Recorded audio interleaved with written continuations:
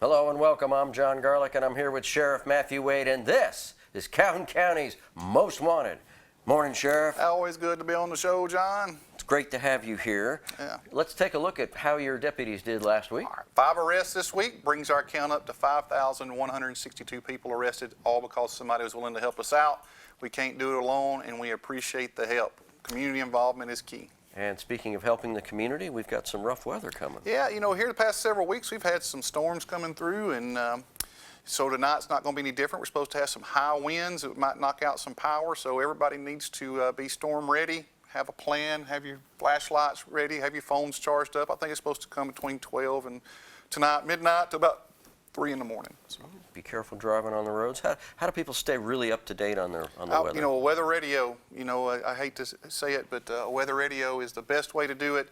Stay keen to all the media, especially like a night like tonight where it's going to be coming through where most of us will be asleep. So have some way to be alerted.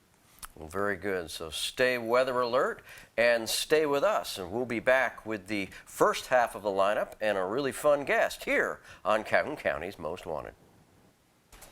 Hello and welcome to this week's edition of Calhoun County's Most Wanted. The first half of our lineup this week brought to you by Abe's Ace Bail Bonds. Abe's Ace Bail Bonds, 256-831-0074. First up in the first half of our lineup this week is Jessica Chenoweth. Ms. Chenoweth, last known to be living in Romulus, Michigan. She is wanted for a failure to appear on breaking and entering a vehicle. And meet Glenn Tedder. Mr. Tedder, last known to be living in Anniston, he's wanted on a probation violation for possession of a controlled substance. And this is Gregory Spratling. Mr. Spratling, last known to be living in Davidston, Alabama, he is wanted for failure to appear for breaking and entering a vehicle and failure to appear for attempting to break and enter a vehicle. And meet April Floyd. Miss Floyd, last known to be living in Anniston, she's wanted for failure to appear on burglary third. And this is La Quinta Mitchell. Mr. Mitchell, last known to be living in Anniston, he's wanted on a probation violation for obstruction of justice by using a false ID. And that's it for the first half of our lineup. Stay tuned for the second half later in the show. Welcome back. We hope you saw somebody in that half of the lineup where you might know where they are. And if you do, call Sheriff Matthew Wade. You call, he hauls. We are here with C.J. Abernathy, Chris Abernathy, not to be confused with the other Chris Abernathy. This is the original. The original Chris Abernathy. That's right. Prevention specialist at ASAP. Yes, sir. So what does a prevention specialist do? So at ASAP, the job varies, but for me, I'm mostly in the schools running Y-Try programs and Mendez curriculums, and then I'm also on college campuses too. Really? What are you doing on college campuses? Same thing? Yes, sir, but it's a little bit different. It's under a different campaign name. So what we run on college campuses is our COPE campaign, which stands for Choose Other Personal Escapes, and it's mainly about educating college students on how to find other ways to relieve stress rather than turning into, substance misuse habits. Oh, that's interesting. So do you know the Prevenger? Yes, I do know the Prevenger. I do know the Prevenger. You're not the Prevenger, are you? I'm not the Prevenger. No, sir. Superhero at ASAP, the Prevenger. So we're here to talk about... We're here to talk about our Cope and Step show, which is actually part of our Cope campaign on Talladega College campus and Gadsden State Community College's campus. But not JSU. But not JSU. We don't have funding yet to work on JSU's campus, but we still try to help out with the community around. I can't believe Sayram doesn't have funding for something. He's a go-getter. He is a go-getter. Yes, sir. We could find it. We would definitely work on I'm sure he's looking for it. Yes, sir. Yeah. So tell us about what this program's all about. Okay, so the Cope and Step show will take place Friday, February 17th on the campus of Talladega College in the Billy C. Hawkins Student Center Arena. And it's basically a fun way to get the community and the school out to learn about substance misuse prevention. And we'll have teams performing from across the state. We have a celebrity host, Mr. Bankshot, Nick Banks. He's very popular on Instagram, and it's going to be a fun time. You should be popular on Instagram. I tell you what, I like to watch people to do the steps. That's I don't guess you call it stepping. It's still called stepping. Step. I mean, it's cool to watch that. It's neat. So I don't even know what that is. Oh, it's rhythmic. Can you do one? Oh, can I do one? Yeah. Right now? Well, we can't get it on camera. It would Oh. be fun, but that would. Go ahead. Tell us about it. I do have stepping history, but Do you? stepping is pretty much rhythmic dancing based in African tradition. Okay. You're making noises and rhythms with your feet, and sometimes you organize it and choreograph it to make more complex sounds. And so we're basically having them do that, and their whole performance will be themed around substance misuse prevention. Okay. So substance misuse, formerly known as substance abuse, right? What's the biggest thing being abused these days or misused? I would say the things that you can normally just find in your house. A lot of times alcohol and prescription drugs are those types of things. ASAP's big in the drug take-back days, as is the sheriff's office. When's the next one of those coming up? It's coming up. I don't know the exact date, but It's usually in April, isn't it? I have it for you. April 22nd April. will actually be our next upcoming prescription drug take-back day. Okay. But you can drop prescription drugs off any day. at the sheriff's office, there's several locations, but at the sheriff's office, we have a container where you can walk in the front door and put it in there and walk out. You don't have to ask nobody or get permission. You just walk in, put it in, and leave. Nobody says anything. So That's very useful. So what else is ASAP? You're doing Y-Try. Tell us a little bit about what Y-Try is. Y-Try is basically where we go into the schools and we work with the youth who maybe need a little bit more guidance, and we supply them with soft skill lessons. Yes, sir. What's an example of a soft skill? Emotional management, goal setting, pretty much anything to do with just making them into more wholesome individuals. We need that everywhere. yeah, emotional management is something that everybody needs to work on. Emotional hijacking happens a lot of times, especially on, I guess people can call it triggers, and you see it on social media a lot where people just get hijacked on a certain issue or something, and they can't control themselves. So. That's, impulse control is a problem that's related to drug use. If you start using drugs even as innocuous as marijuana, if you start using that in your teenage years, it's going to cause damage to your brain, and one of those symptoms of that damage is impulse control, which translates to emotional dysregulation. Mm-hmm. So, yeah. So you talk about that in Y-Try? Yes, sir. What actually age do groups touch on is that? Usually we start from about 5th grade on up to 9th grade. So 5th through 9th grade in all of the county schools? Yes, sir. And which cities? So there would be the Anniston schools, not Anniston city schools, but the Calhoun County schools that are in Anniston, Right. like Sachs, Welborn, and Weaver. And then we also work with Oxford City schools too. Okay. Well, that's pretty handy stuff. So this thing's going on at Talladega College, is that what you said? Yes, sir. Okay, when is that again? Friday, February 17th. Friday, February 17th. Are you going to be performing? I won't be, but if you come there and they play a certain song, you might could see me, do a little dance. Oh, wait, what song is it? I don't know. They could play any of like 5 songs that Black Greek life loves to hear, and then you might just So see everybody's something great. stepping. I know that's a tradition in fraternities, but will there be groups outside of fraternities doing it, or is it just fraternal organizations that are doing it? Just fraternal organizations. So fraternities and sororities, but just fraternal organizations. I knew fraternities did it. So what are the big fraternities that are going to be doing this? All right, so we have Phi Beta Sigma, Kappa Alpha Psi, and for our sororities, we have the Deltas at Talladega College, so that's Delta Sigma Theta. You were in a fraternity. We don't need to talk about everything we know. Did you step when you were? No, we didn't have those kind of traditions, but it's neat. It's neat that they do. It is neat that they do. Something else to do when you're in a fraternity. Yeah. I didn't belong to a fraternity, but I did watch Animal House. Okay, we're going to take a break, and when we get back, we'll talk about more stuff with CJ Abernathy and substance misuse at ASAP. In the meantime, stay tuned for the second half of the lineup here on Calhoun County's Most Wanted. And welcome to the second half of our lineup. This half brought to you by A1 Freedom Bail Bonding. A1 Freedom Bail Bonding, 256-236-7888. First up this half, Joseph Silva. Mr. Silva, last known to be living in Jacksonville. He's wanted on a probation violation for domestic violence first. And meet DeWanda Ellis. Miss Ellis, last known to be living in Atlanta, Georgia, she's wanted for failure to appear on theft of property second. And this is Brandy Ripla. Miss Ripla, last known to be living in Gadsden, she's wanted for probation violation for permitting and aiding escape first. Meet Andrew Moreland. Mr. Moreland, last known to be living in Birmingham, he's wanted for a failure to appear on theft of property third. And this is Kenneth Roberts. Mr. Roberts, last known to be living in Anniston, he's wanted on a probation violation for possession of a controlled substance ×2. And that's it for our lineup this week. If you have any information on these cases, please give Crime Stoppers a call. That number, 1-833-251-7867. Welcome back. We hope you saw somebody in that half of the lineup that you know where they are. And if you do, call the sheriff's office, call Sheriff Matthew Wade. You call, they haul. We are here with Christopher Abernathy, CJ, stepping champion of the world. Yes, sir. And we were talking, you're with ASAP, prevention, what are you?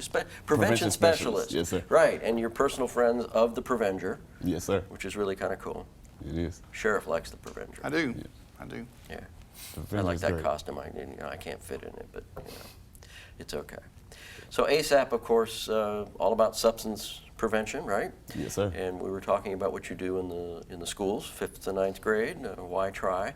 And you've got some other cool stuff that you guys do at ASAP. So tell us a little bit about some of that other stuff. Yes, sir. So in the middle of March, March 16th and 17th, we will be going into year 2 of our FBSS faith-based support specialist program, and that will be hosted in Gadsden on the campus of Gadsden State Community College.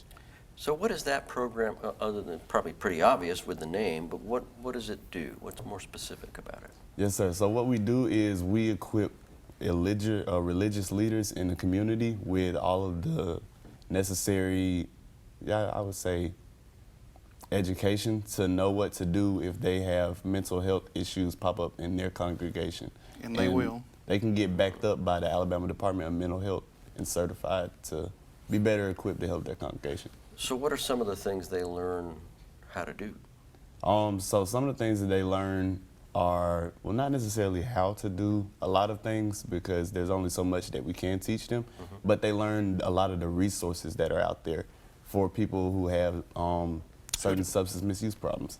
And a lot of them don't know that. So that's a big edge that we help them get. In today's world, it's been a big stigma. You got substance misuse and you got mental health. And a lot of times people want to make those separate, but they're not really separate. A lot of times people can be mentally ill without a substance misuse. And you can have substance misuse without mental health, but a lot of times they go together. Sometimes it's caused by the other, or either way, So somebody that doesn't feel well because they're mentally ill wants to use a substance, or somebody uses a substance that alters their brain that makes them mentally ill. So it goes together.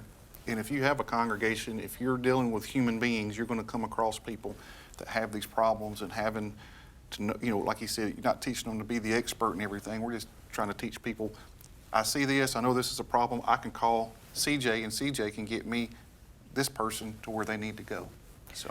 So outside of a congregation, we all have friends and family that might have one or both of those problems, right? So what are some of the resources? So we have Ross, this right up the road in Anniston. We also have Bradford Health Services, and we also have ASAP. If you call us, we can get you in touch with any of our partners. The number is 256-831-4436. And Sheriff, you have the mental health officer, which is a great We do. resource for everybody. We do.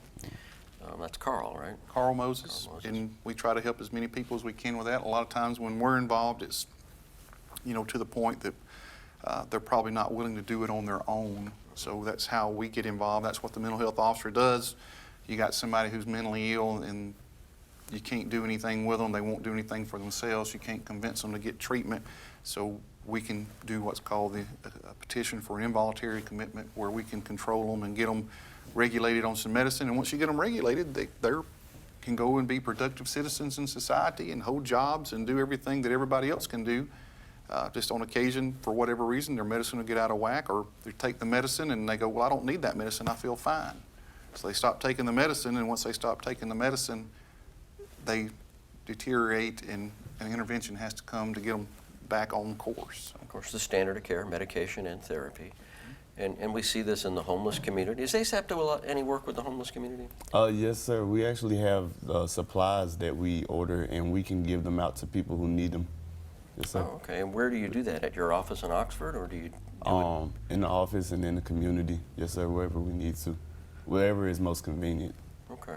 Because homelessness and mental illness and substance misuse all seem to run hand in hand. Yes, there's resources for people out there that are mentally ill. There's resources for people that are homeless to get them housing. A lot of times people that are homeless have mental illness, substance misuse, and all that goes together. And it's not that we can't help them or find them a place. They're just not willing to cooperate to get that to happen. So, and that part is frustrating, you know, especially during this time of the year where it's very cold. This morning it was extremely cold. And I know Anston has warming stations, and I'm glad they do. But we got to get that word out of where they're at and get people to them. So. Yeah, warming stations is important. Housing would be shelters. I don't think we have any shelters anymore. Well, right now what happens a lot of times is people go to the emergency rooms of their local hospital when it's really cold. Yeah. So that's not necessarily the best place, but it certainly beats being out in the cold. well, it just backs up the emergency rooms when there's other sick people. It's taking up those resources. So. And this is a problem for law enforcement. It is. I mean, so it's a community problem for everybody. Yeah. So it's just it affects different resources, and when those resources are used for one thing, they're not available for something else. Especially in a hospital setting where somebody goes in there because they want to be warm, and it's taking up a bed where somebody else actually is sick or needs it. So. Okay. Well, so recap what you've got going on at ASAP, the thing that's coming up in Talladega real quick. All right, gotcha. So again, on Friday, February 17th, we will be hosting the Copeland Step Show at Talladega College in the Billy C. Hawkins Student Center Arena. Is it open to the public, free to get in? Just go Yes, and sir. watch people step. Yes, sir. And Open you're to going the to do some public, stepping for free, us, no right? charge, and I will definitely make sure that you can see me get active. And if people want to get a hold of ASAP, what's the number again? 256-831-4436. Got a website? Yes, sir. Yes, sir. ASAPprev.com. ASAPREV.com. And if we want the Prevenger to come to one of our parties? Just call. Yes, sir. Outstanding. Well, thank you, CJ, for being on the show. We appreciate all the information. And you guys stay with us because we have the Crime Stoppers portion coming up and the Crazy Criminal here on Calhoun County's Most Wanted. And welcome to the Crime Stoppers portion of our show, where we ask you to help us with the following cases. First up, between January 15th and January 17th, a white and blue unicorn bag containing prescriptions and money was taken out of this Ford Escape on Charlie Penny Road. And on January 10th, around 11:20 a.m., a Cobalt 26-gallon air compressor was taken from a home on Kays Ferry Road in Wellington. If you can identify these people, please contact the sheriff's office. And between January 14th and January 16th, a Kubota LS 2501 tractor with a post hole digger was stolen from a home on Cochrane Springs Road in Ohatchee. And that's it for the Crime Stoppers cases this week. If you have any information on these cases, please call Crime Stoppers. Their number 1-833-251-7867. Stupid! You're so stupid! Sheriff, it's crazy criminal time, It and not is. the kind that comes from Animal House. No, we can, guy here, he looks like he's wearing a barber apron, like he's getting his hair cut. I'm not really sure, but this is Eric Bennett. He's a Florida man. A Florida man. A Florida man.